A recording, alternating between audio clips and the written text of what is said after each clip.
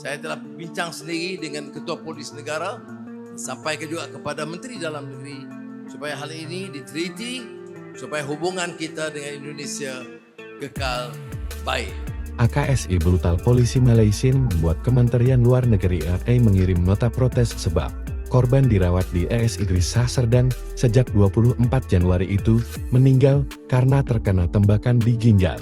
Almarhum telah menjalani operasi pengangkatan ginjal karena terkena peluru, namun kondisinya terus memburuk hingga akhirnya meninggal dunia, kata Direktur Pelindungan WNI PWNI Kemujuda Nugraha Selasa 4 Februari 2024. Menanggapi hal ini, Kepolisian Kerajaan Malaysia PDRM melakukan penyelidikan dan memeriksa 14 anggotanya yang terlibat.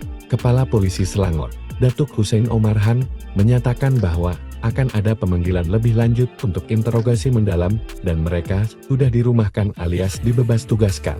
Petugas yang terlibat dalam operasi tersebut, termasuk mereka yang mengeluarkan senjata api, akan dipanggil untuk pemeriksaan lebih lanjut, ujar Hussein seperti dikutip dari Maili Main.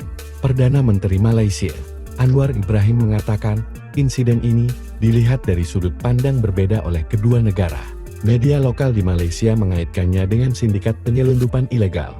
Sementara di Indonesia, tindakan kami dianggap melanggar hukum dan tidak manusiawi, ujar Anwar Jumat 31 Januari 2025.